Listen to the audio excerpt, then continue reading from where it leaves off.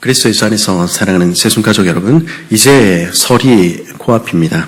우리 앞뒤 좌우분들 보시면서 우리 같이 한번 인사해봤으면 좋겠습니다. 올해 한 해에도 하나님께서 복 주시기를 바랍니다. 너무 길지 않죠? 올 한 해에도 하나님께서 당신에게 복 주시기를 바랍니다.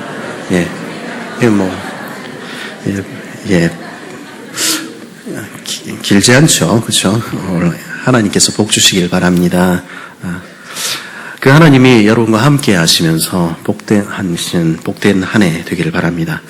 서로 그렇게 하나님의 복을 서로 빌어주며 서로를 축복하며 또 사랑하는 가족들 오랜만에 만나서 음식을 나누는 즐겁고 복된 시간이지요. 하지만 이렇게 설이 다가오면서 어떤 분들은 또 우리 중에 어떤 분들은 여전히 마음이 답답해지고 그런 분들도 계실지 모르겠습니다.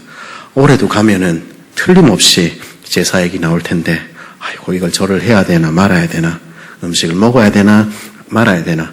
교회 신앙생활 오래 한 가정들, 믿음의 가정들에서 있는 그것이 큰 문제가 되지 않지만 우리 중에 어떤 분들에게는 그것들이 여전히 문제가 되는 것이죠.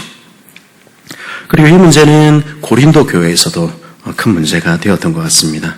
우상에게 바쳐진 제물을 먹어도 되는가 아니면 먹으면 안 되는가. 그 문제가 얼마나 큰 문제였냐면 그 문제를 고민하다가 바울에게 편지를 썼고 바울은 그 이야기를 지금 9장부터 11장에 걸쳐서 3장에 걸쳐서 이야기를 하는 것이죠. 그러면 이 문제가 왜 문제가 됐겠습니까? 그 이유는 당연합니다. 당시 고린도에 있는 성도들 중에 어떤 사람들은 여전히 이방 신전에 마련한 축제, 우리 축제라는 말 자체가 그 제사를 지내고 이런 거지 않습니까? 그 잔치에 참여해서 우상에게 바쳤던 제물을 먹고 있었기 때문입니다. 당시 신전에서 제사의식을 드리고 나면요, 참석한 모든 사람에게 제사 지내고 남은 고기를 이렇게 나눠주곤 했습니다. 그리고 그것 얻어먹기 위해서 사람들은 제사 때마다 이방신의 신전을 찾곤 했던 것이죠. 아이고 뭐 그런 걸 구차하게 먹으려고 제사에 참여하나, 고기 그거 얼마나 한다고, 우리 그런 생각 들지요? 하지만 불과 몇십 년 전 우리나라 어땠는지 여러분들 기억해 보십시오. 저만 해도, 저 어렸을 적에만 해도 저희 잔치에 갔다 오시면서 자식 주겠다고 전이며 떡 같은 걸 싸가지고 양복 주머니에 넣어왔다가 양복 버렸다고 어머니에게 등짝을 맞으시던 그런 아버지를 저는 두고 있는 것입니다. 당시 고린도에도 인구의 1~2%에 해당하는 상류층은 다양한 식재료를 이용한 풍족한 식사를 했습니다. 잔치나 축제의 경우에는 양고기, 염소고기, 돼지고기, 닭고기, 어류 등도 풍부하게 먹었을 것이고요. 그 사람들은 오늘날 우리가 그랬듯이 그 시대에도 과잉 섭취가 문제가 되었습니다. 인구의 10에서 20%를 차지하는 중산층의 경우에도 다양하진 않지만 비교적 균형 잡힌 식사를 할 수 있었습니다. 빵 외에도 채소, 콩, 올리브유, 와인, 계절에 따른 과일 먹을 수 있었고요. 어류를 주로 먹긴 했지만 특별한 날이나 축제 때는 고기 먹는 거 불가능하지 않았습니다. 하지만 인구의 대부분을 차지하는 하층민과 노예들의 경우는 상황이 완전히 달랐습니다. 보리로 만든 밀이나 죽, 채소와 콩, 안 죽을 만큼 겨우 먹고 살거나 아니면 그것도 못 먹어서 죽는 이들, 그들에게 고기 외에는 이거는 상상할 수가 없는 것이죠. 축제 때 신전에서 제사 지내고 남은 고기나 내장을 좀 나누어줘서 그때 먹는 것이 1년 중에 유일하게 고기를 먹을 수 있는 기회였던 것이죠. 그래서 아직 교회 온 지 얼마 안 되고 신앙이 어린 가난한 성도들은 이거 우상 숭배하는 건데 이러면 안 되는데 이런 죄책감을 가지면서도 거기에 참여하는 것을 쉽사리 끊지 못했습니다. 이거 고기인데, 그렇죠? 그런 사람들에게 뭐라고 교회는 이야기할 수 있었을까요? 율법에서 먹지 말라고 했잖아. 그럼 안 먹으면 되지. 그것도 못 지키는 이 죄인이다. 그렇게 말해야 했을까요? 오늘날에도 사실 그런 율법주의적인 대답은 교회에 넘쳐납니다. 그리고 그래온 교회에 차가운 대답에 죄책감이 들어서 주눅들어 사는 이들이 적지 않은 것이죠. 근데 사실 따지고 보면 이방 신전에 찾아가서 거기서 음식을 먹는 것은 못 배우고 가난한 성도들만이 아니었습니다. 10절은 뭐라고 얘기합니까?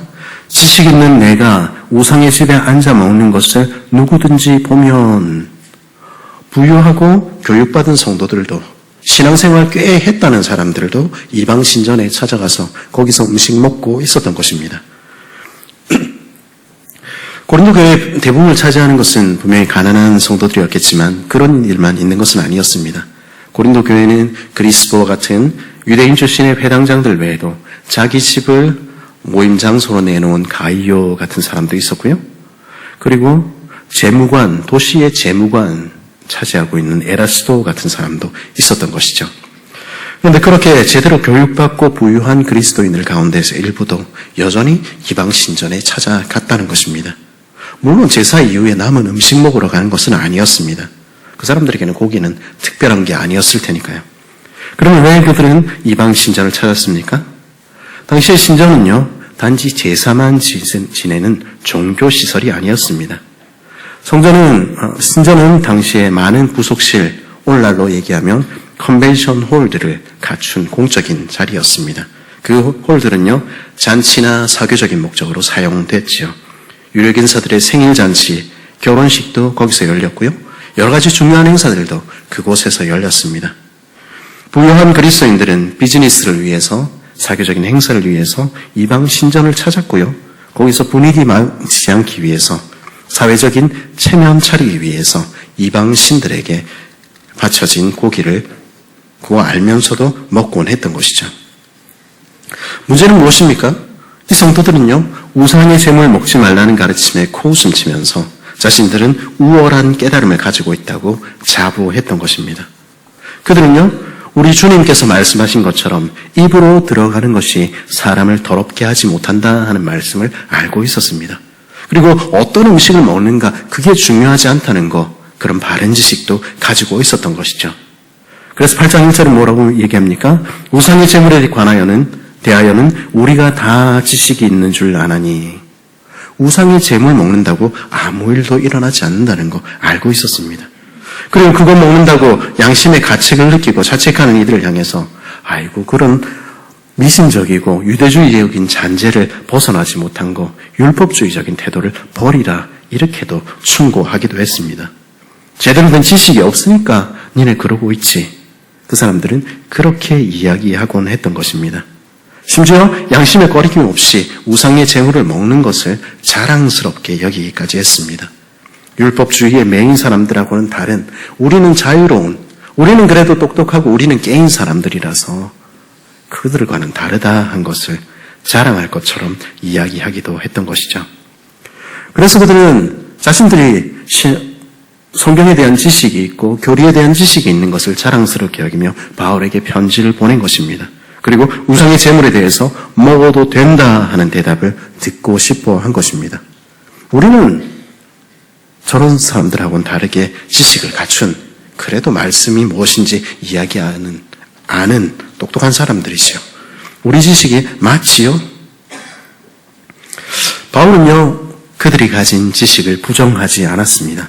4절은 어떻게 얘기합니까? 그러므로 우상을 먹는 일, 재물을 먹는 일에 대하여는 우리가 우상은 세상에 아무것도 아니며 또한 하나님은 한 분밖에 없는 줄 아노라. 그들은 바른 교리적인 지식을 가지고 있었습니다. 하나님에 관한 바른 알미를 가진 사람들은요, 우상이라는 것이 실제가 아니라는 것을 알고 있는 것입니다. 그리고 하나님 한 분밖에 참신이 없다는 것도 알고 있는 것이죠. 고린도에 있는 성도들은 그 바른 지식을 가지고 있었습니다. 요컨대 그들은 성경 말씀을 근거한, 그리고 바울로부터 배운 바른 교리적인 지식을 가지고 있었던 것이죠. 8장 5절은 어떻게 이야기합니까? 비록 하늘에서나 땅에나 신이라 불리는 자가 있어 많은 신과 많은 주가 있으나, 당시 고린도 사람들은요, 하늘의 신 제우스를 섬겼고 태양의 신 아폴론에게 예배했으며 바다의 신 포세이돈을 섬겼습니다. 이런 로마의 만신전에 포함된 신들이 5절에 등장하는 신들이지요. 그러나 이런 신들 외에도 동방에서 들여오거나 아니면 지역에서 섬기는 신들이 따로 있었습니다. 특히 고린도에는 의학의 신 아스클레피오스가 인기 있는 신이었는데요. 지금도 우리 병원에 가면 의사들 가운 같은데 여기 뱀 모양 있지 않습니까? 그게 아스클레피오스 신의 모습입니다. 당신의 사람들은 이것을 주님이라고 불렀던 것이죠. 하루하루 살아가는 것이 힘든 사람들은요, 그런 신들과 주들이 하늘에서 비를 내리고 땅에서 소산을 내게 하고 바다를 잔잔케 한다고 믿었습니다. 아니, 그렇게 복은 안 주더라도 그들이 노여워하면 재앙이 내린다고 믿었습니다. 그래서 그 신들을 노엽게 하지 않기 위해서 열심으로 제사를 지냈지요. 도시의 곳곳마다 신전들이 자리했고요. 가게들과 작업장들, 심지어 집집마다 한쪽 구석에는 사당이 있었습니다. 그래서 열심으로 신들을 섬기며 제사를 지냈지요. 우리의 모습들, 우리의 과거의 모습들과도 다르지 않을지 모르겠습니다. 우리 조상들 혹은 지금도 제사를 지내는 분들 왜 제사를 지냅니까? 조상을 섬기면 은복을 받아서 복을 누린다, 그렇게 믿는 사람들은 더 이상 많지 않은 시대에 우리 살고 있습니다. 그럼에도 제사를 지내는 것을 끊지 못하는 이유는 무엇입니까? 혹시라도 동티 날까봐, 혹시라도 부정을 타고 저주를 받을까봐 걱정하는 것이죠. 그래서 제사 지내는 것이 힘들고 어려워도 차마 놓지 못하는 것입니다. 그러나 그리스도를 우리가 알게 됐을 때 우리는 새로운 삶에 대해서 깨닫게 됐죠. 오늘 그리스도인 고린도 성도들이 그렇듯이 우리는 그 모든 우상은 세상에서 아무것도 아니라는 사실을 알고 있지 않습니까? 이 세상의 신들이나 주들이 우리 삶에 복을 내리거나 저주를 줄 수 있습니까? 그렇지 않습니다. 그런 악령들이 내 삶을, 그리스도 안에 있는 우리의 삶을 흔들 수 없는 것입니다. 다만 그들은 사람들의 마음속에 있는 근원적인 두려움을 무기로 해서 우리 인생을 조정하려는 거짓말쟁이들에 불과한 것이죠. 그것은 실체가 없는 것입니다. 그리고 우리는 무엇을 알게 됐습니까? 우리는 그리스도를 통해서 온 세상에 한 분 하나님밖에 계시지 않다는 것을 알게 된 것입니다. 그리고 우리는 하나님이 어떤 분이신지 깨닫게 된 것입니다. 하나님이 어떤 분이십니까? 6절에 이렇게 말하지요. 그러나 우리에게는 한 하나님 곧 아버지가 계시니 만물이 그에게서 났고 우리도 그를 위하여 있고 또 한 주 예수 그리스도께서 계시니 만물이 그로 말미암고 우리도 그로 말미암아 있느니라. 우리가 이 아침에 섬기는 하나님은 어떤 분이십니까? 그분은 공포를 무기 삼아서 인생을 자기 마음대로 주장하는 그런 신이 아니십니다. 온 만물을 창조하셨으며 오늘도 만물을 먹이시는 자비하신 하나님, 우리들의 좋으신 아버지이신 것입니다. 우리는 그 하나님의 손에 의해서 태어났고 그 하나님의 손 안에서 자라고 살아가는 하나님의 자녀들인 것입니다. 그리고 우리가 섬기는 주님, 유일한 주님 예수 그리스도는 어떤 분이십니까? 그분은 온 세상을 창조하신 하나님이시지만 보잘것없는 저와 여러분을 위해서 자기 목숨까지 버려 십자가에서 돌아가신 왕 아니십니까? 자기 목숨을 주어서까지도 우리를 구원하시려는 그렇게 좋으신 주님, 그분이 우리가 섬기는 예수 그리스도시죠. 고린도 교회 성도들은요, 부유하고 교육받은 신앙생활을 제법 했다는 그 성도들은요, 이 하나님에 관한 지식을 알고 있었습니다. 이 세상의 우상이 아무것도 아니며 우상에 바친 재물을 먹는다고 아무 일도 일어나지 않는다는 교리적인 지식도 가지고 있었지요. 그런데 이들에게 결여된 것이 있었습니다. 그것은 무엇입니까? 그것은 사랑이었습니다. 이 사람들의 똑똑함은요, 사랑 가운데 그 형제와 자매를 세우는데 사용되지 못했습니다. 자신의 행동이 가난하고 연약한 이들에게 어떻게 비추어질지에 대해서는 그들은 관심이 없었습니다. 그들은 형제나 자매들의 박탈감에도 관심이 없었고요. 그들은 어떻게 세워야 할지도 신경 쓰지 않았습니다. 그들에게 사랑이 없는 그들의 눈에는 연약한 형제, 자매가 내 옆에 있어도 보이지 않는 것입니다. 그들의 처지가 어떻든 그게 들리지 않는 것이죠.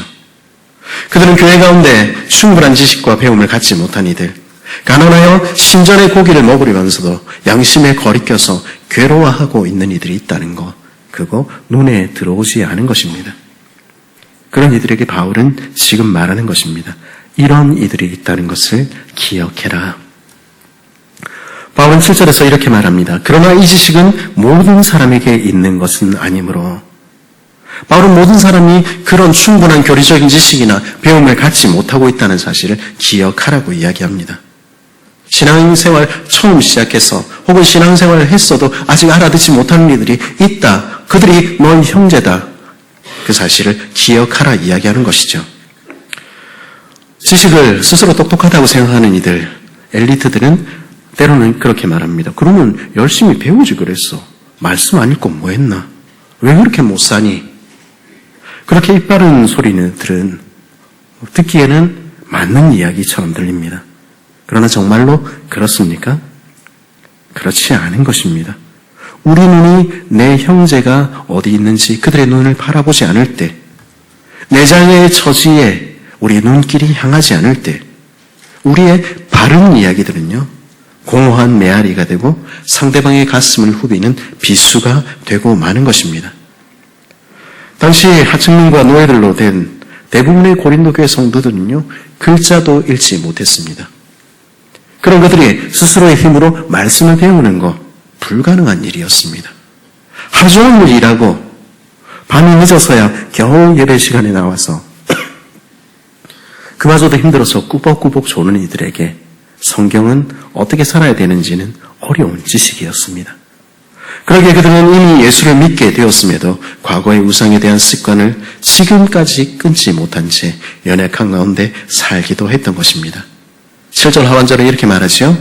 어떤 이들은 지금까지 우상에 관한 습관이 있어 우상의 제물로 알고 먹는 거로 그들의 양심이 약하여지고 더러워지느니라.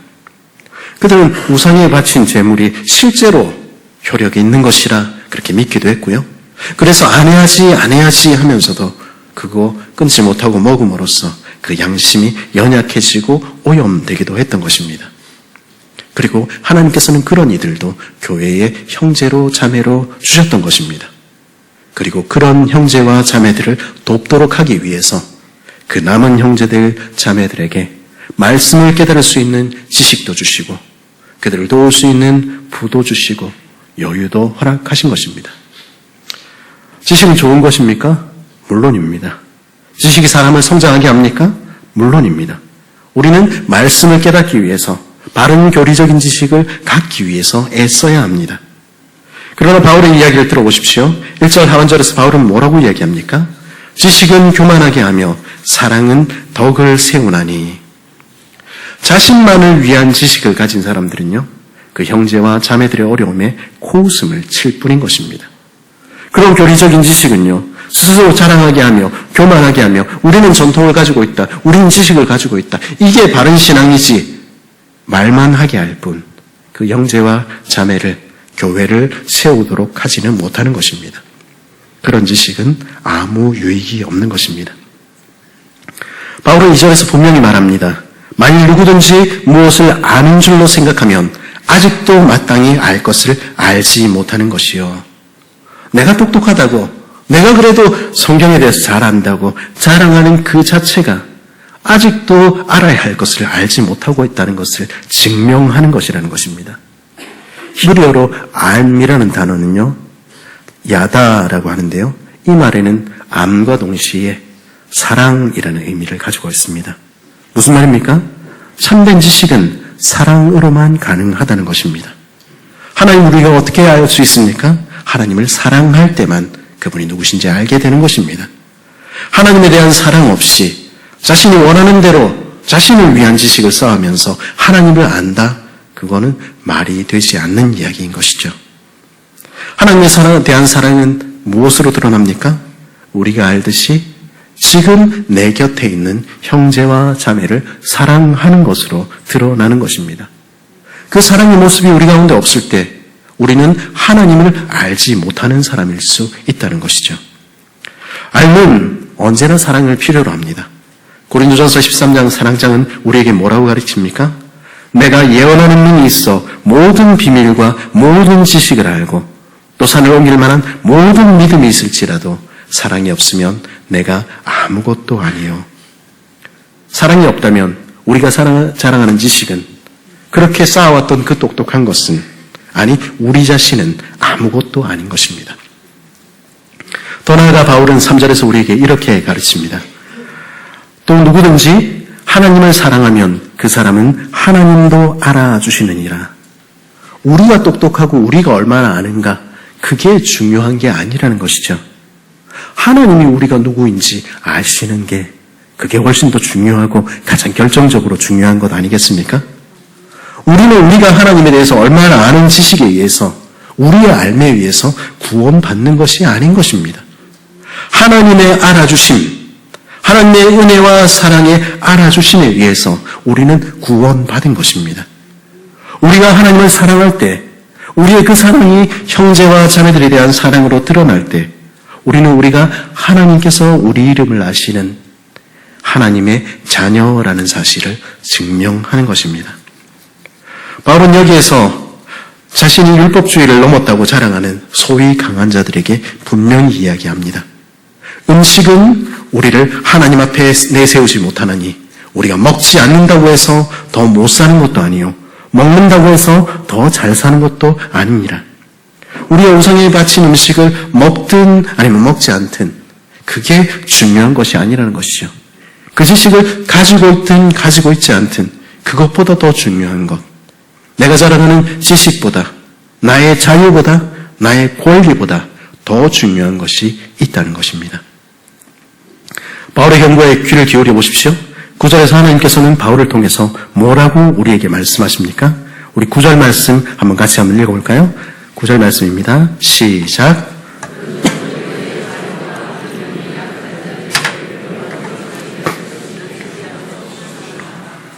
아멘. 여기 자유라고 번역이 되어 있는 것은 사실 권리라고 번역되는 것이 더 맞을 것 같은데요. 우리의 자유보다, 우리의 권리보다, 우리의 지식보다 더 중요한 것이 있다는 것입니다. 우리는요, 흔히 자신의 권리를, 자신의 자유를 가장 귀히 여기는 세상에 살고 있습니다. 그래서 내 지식을 가지고 내가 잘못한 것 없다, 나는 그렇게 의도하지 않았다, 그렇게 이야기를 하곤 하지요. 그러나 바울은 말하는 것입니다. 제발 그렇게 좀 이야기하지 마라. 제발 주의해라.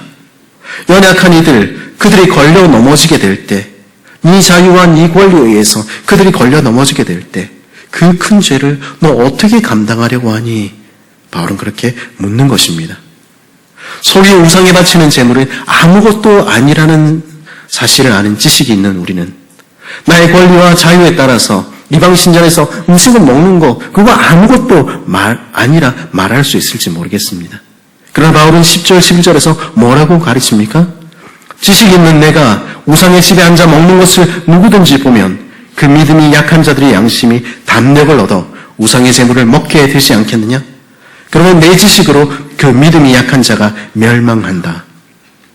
그러나 그 음식이 실제로 우상에게 바쳐진 것이라 믿는 그 약한 형제는 그 모습을 보고 용기를 얻는다는 것입니다. 무슨 용기요? 죄 지을 용기를 얻게 된다는 것입니다. 죄 짓는 줄 알면서도 다들 그러는데 뭐 그렇게 이야기하며 고의로 범죄하는 악한 삶을 살게 되어버릴 수 있다는 것입니다. 목사님도 그러던데 뭐, 장로님도 그러던데 뭐, 그러면서 스스로 죄 짓는 길로 걸어가게 된다는 것입니다. 우리가 우리의 그 잘난 지식에 따라서 내 권리라며 행한 그 일들이 내 형제와 내 자매를 낙담케 하여 멸망의 길로 이끈다는 것입니다. 11절에는 바울은 그렇게 멸망하는 형제가 누구인지 똑똑히 보라 말합니다. 11절의 하반절은 뭐라고 이야기합니까? 그는 그리스도께서 위하여 죽으신 형제라. 하나님은 지금 너 때문에 죽는 그가 누구인지 보라고 말씀하시는 것입니다. 그렇게 연약해서 멸망으로 달려가는 내 형제, 내 자매는 누구입니까? 그는 천하보다 귀한 존재입니다. 왜냐하면 바로 그 형제와 그 자매를 위해서, 그 한 영혼을 위해서 온 세상을 창조하신 그리스도께서 자기의 목숨을 내어놓고 돌아가셨기 때문입니다. 12절에서 바울은 우리에게 가르칩니다. 이같이 너희가 형제에게 죄를 지어 그 약한 양심을 상하게 하는 것이 곧 그리스도에게 죄를 짓는 것이니라. 우리 연약한 형제자매의 양심을 상처 입히는 것은 그 형제에게 죄를 범하는 일일 뿐 아니라 그리스도께 죄를 범하는 일이라고 말씀하시는 것입니다. 우리 주님께서는요, 그가 피로 값주고 사신 지극히 작은 우리들의 형제 자매를 실족하게 하는 일을 결코 용서하지 않으십니다. 선한 일이든 악한 일이든 지극히 작은 자 하나에게 한 일이 주님께 한 일이라고 주님은 받아들이시기 때문입니다. 마태복음 18장 5절 6절의 말씀은 오늘도 우리에게 분명히 말하고 있습니다. 또 누구든지 내 이름으로 이런 어린아이 하나를 영접하면 곧 나를 영접함이니 누구든지 나를 믿는 이 작은 자들 중 하나를 실족하게 하면 차라리 연자맷돌이 그 목에 달려서 깊은 바다에 빠뜨려지는 것이 나으리라. 아직 연약한 이들, 아직 믿음이 작은 이들, 그들이 자라기까지 돌보아주고 그들을 위해서 내 자유와 내 권리를 포기할 책임이 먼저 믿은 우리들에게, 강하다고 이야기하는 이들에게, 먼저 성경이 무엇이며 하나님이 누구신지 아는 우리들에게 주어져 있는 것입니다. 물론 이 말씀이 그리스도께서 주신 자유를 제한하는 율법주의적인 태도를 정당화하는 것으로 결코 오용되어서는 안 됩니다.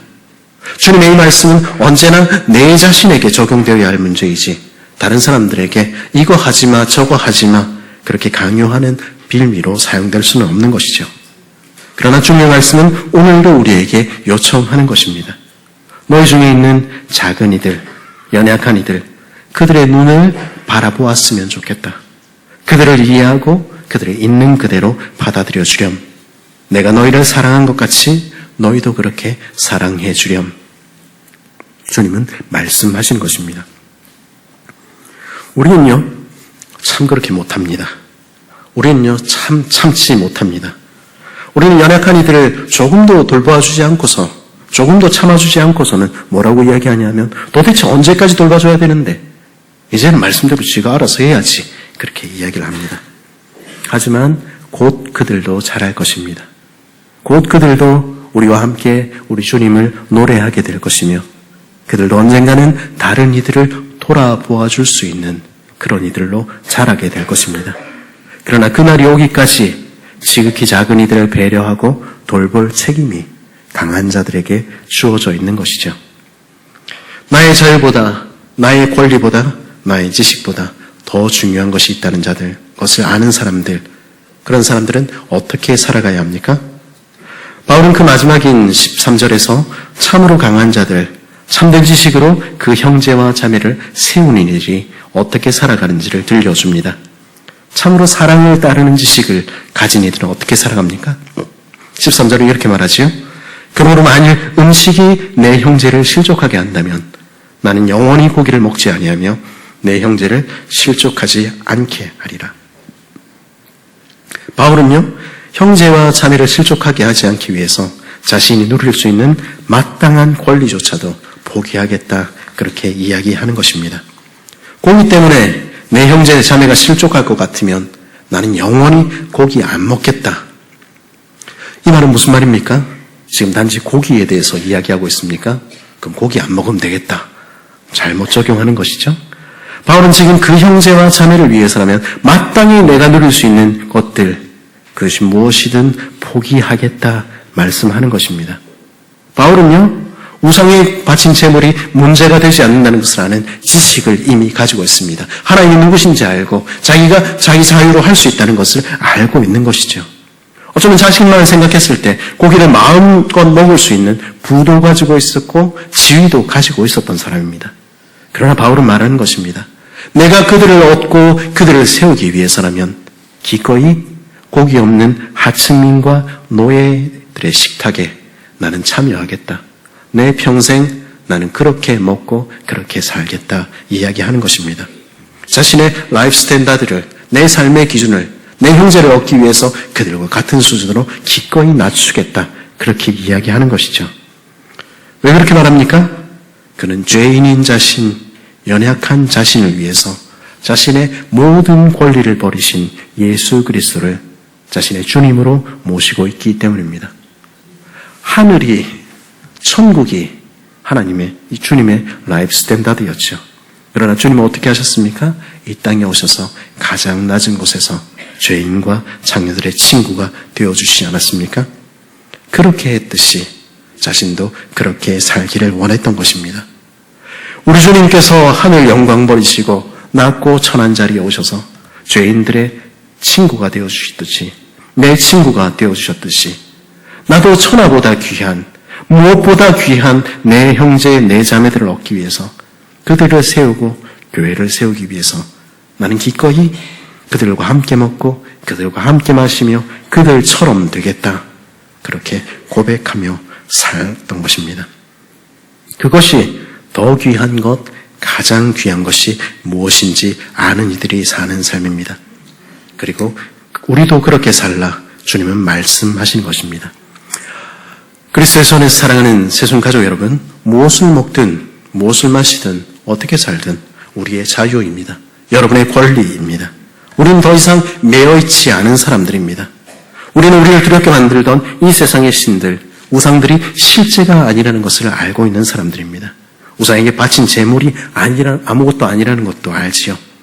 우리는 우리를 사랑하신 하늘 아버지에 의해서 지음을 받은 이들, 우리를 위해 돌아가신 하나님의 아들을 주님으로 모신 자들입니다. 그렇게 주신 삶으로 우리는 무엇을 하며 살 것입니까? 우리는 어떻게 살아야 하겠습니까? 우리 삶은 더 이상 우리의 것일 수 없는 것입니다. 우리의 삶을 가지고 나를 위해서 내 욕망을 따라 나를 기쁘게 하는 삶을 살 수는 없는 것입니다. 우리는 하나님을 위해 지음받은 이들, 주님을 위해 사는 자들입니다. 우리의 삶은요, 우리의 말씀에 관한 지식은요, 언제나 사랑으로 이어져야 합니다. 하나님을 사랑하고 그리스도께서 피값 주고 사신 내 형제와 내 자매를 사랑하며 사는 것, 그것이 우리 아버지께서 원하시는 바입니다. 주님은 오늘도 우리에게 묻습니다. 너희는 한 영혼이 천하보다 귀하다는 내 이야기를 정말로 믿고 있니? 우리의 형제는, 우리의 자매는 네가 누릴 수 있는 가장 귀한 자유, 네가 가지고 있는 모든 권리보다 귀하다는 것을 너는 정말로 고백하는 삶을 살고 있니? 그 가장 귀한 내 형제와 내 자매들, 바로 옆에 있는 지체들을 위해서 내 귀한 것들을 기꺼이 내어드릴 수 있는, 내 권리들을 기꺼이 포기할 수 있는 복된 저와 여러분 될 수 있기를 간절히 바랍니다.